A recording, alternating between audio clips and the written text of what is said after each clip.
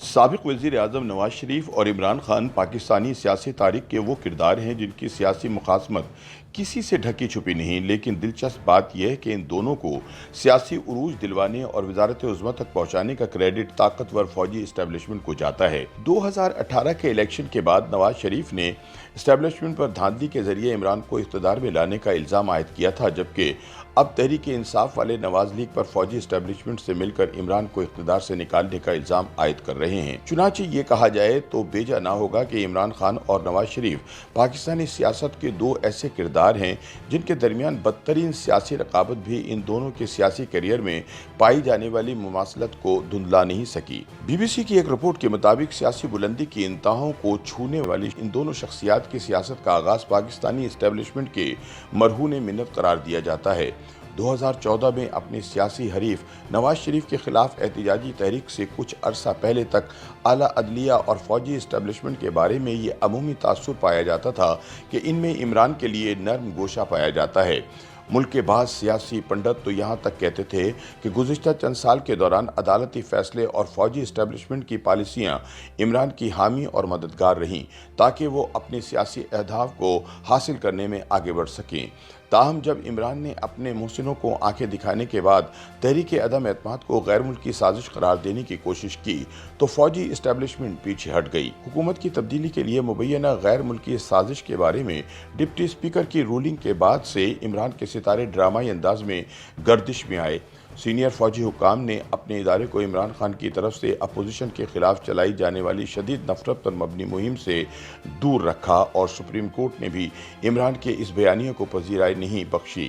سیاسی تجزیہ کاروں کے خیال میں عمران کی وزارت عظمیٰ سے چھٹی کے عمل کا آغاز اکتوبر 2021 میں ISI چیف کی تبدیلی کے معاملے پر آرمی چیف سے پیدا ہونے والے اختلافات سے ہی شروع ہو گیا تھا۔ اسٹیبلشمنٹ کے کاندھوں پر سوار ہو کر اقتدار میں آنے والے کپتان ISI کی مدد سے سیاسی نظام پر غلبہ پانے کے بعد ضرورت سے زیادہ ہی جارحیت پر اتر آئے اور 2020 کرکٹ میچ کے طرز پر جارحانہ انداز میں کھیلتے ہوئے سیاسی توازن ہی بگاڑنا شروع کر دیا۔ یوں فوج کا بنایا ہوا ہائبرڈ نظام بھی تڑپٹ ہو گیا اور عمران کی جگہ شہباز نئے وزیر اعظم بن گئے۔ سابق وزیر اعظم نواز شریف اور سابق وزیر اعظم عمران خان کے درمیان مماثلتوں کا جائزہ بھی بتاتا ہے کہ دونوں کا پنجابی مڈل کلاس پر مشتمل وسطی پنجاب میں ووٹ بینک ہے۔ یہ ووٹ ہی ان دونوں کو اقتدار میں لانے کا بنیادی عامل ہے۔ دونوں میں یہ بھی قدر مشترک ہے کہ ان دونوں کو لانے والے سرپرستوں اور مربیوں نے ہی ان کو داخل دفتر بھی کیا اور دونوں ہی کی اقتدار کے خاتمے سے قبل انہی طاقتوں سے کشمکش دکھائی دی۔ سیاسی تجزیہ کاروں کے مطابق نواز شریف کا سیاسی سفر بھی بہت سارے نشیب و فراز کا مرکب ہے، جس میں وزیر اعظم ہاؤس سے جدہ جلا وطنی سے پہلے پاکستان اور پھر وزیر اعظم ہاؤس واپسی بھی شامل ہے۔ اس کے بعد ایک بار پھر جیل یاترا، مالی کرپشن کے مقدمے میں سزا اور دوبارہ جلا وطنی تک کے مراحل بھی آئے۔ نواز شریف کے سیاسی سفر میں ایک مستقل پہلو فوج کے ساتھ ان کے تعلقات ہیں جو قربت اور رقابت کی انتہاؤں کو چھوتے رہے۔ پاکستان میں سول ملٹری تعلقات سے متعلق تاریخ دانوں کا کہنا ہے کہ نواز شریف نے اپنے سیاسی سفر کا آغاز فوج کی حمایت سے کیا، لیکن بعد میں ان کا انداز سیاست ایک خود مختار سیاستدان کے طور پر ابھر کر سامنے آیا۔ نواز شریف 3 بار پاکستان کے وزیر اعظم منتخب ہوئے۔ ان کا سیاسی سفر طاقتور فوج اور انٹیلیجنس کے نظام کی سرپرستی میں 1980 میں شروع ہوا تھا، جب وہ اس فوجی نظام کے منظور نظر کے طور پر عوام کے سامنے لائے گئے۔ ان کی سیاسی زندگی میں آنے والے غیر معمولی پیچ و خم کے سبب وہ ایک مقبول عام سیاسی رہنما کے طور پر ابھرتے گئے، جنہوں نے ملک میں حقیقی جمہوریت کے قیام کا مطالبہ شروع کیا اور اصرار کرنا شروع کیا کہ ہر قسم کی بیرونی مداخلت سے پاک سیاسی نظام وجود میں آئے۔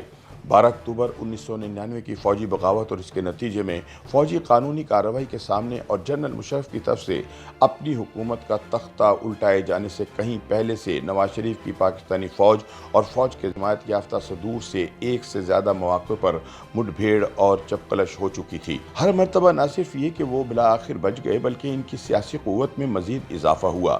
सियासी क़ुव्वत में इस इजाफे की वजह से इनका फौजी इस्टेब्लिशमेंट मुखालिफ बयानिया बन गया। सियासी तबसरा निगारों का कहना है कि 1993 से नवाज शरीफ का हकीकी सियासी और मकबूल आम रहनुमा का तशख्खुस बनना शुरू हुआ।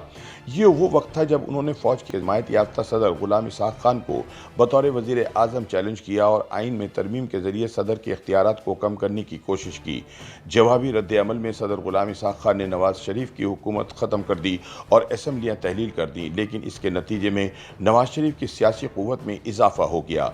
उन्होंने एक ताकतवर सदर के सामने सरकशी की थी, जो उस वक्त पाकिस्तानी सियासत में एक अजनबी सी बात थी।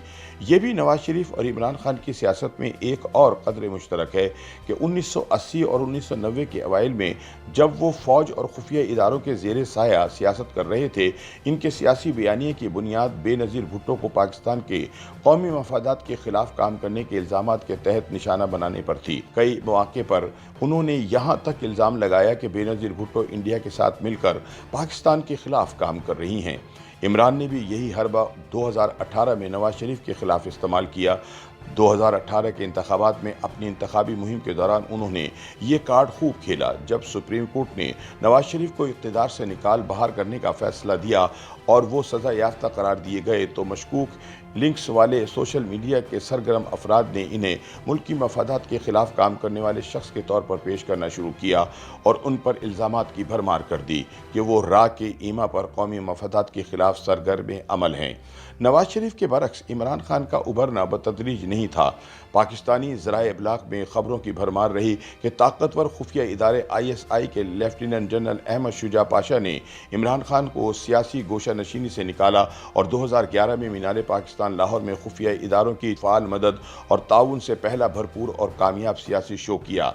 साल 2013 के इंतखाबात में जिस शख्स की चंद नशस्तें थीं, वो 2018 के इंतखाबात में सिस्टम बैठने के नतीजे में सबसे ज़्यादा यानी 154 सीटें जीत गया और इस तरह इमरान वज़ीर आज़म बन गए।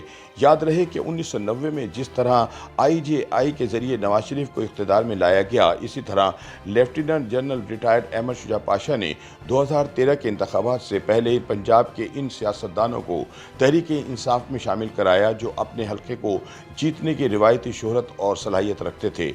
अलबत्ता नवाज और इमरान के सियासी सफ़र में एक बड़ा फ़र्क ये है कि नवाज शरीफ ने फ़ौजी हाई कमान के गैज़ो गज़ब का सामना एक से ज़्यादा मरतबा किया।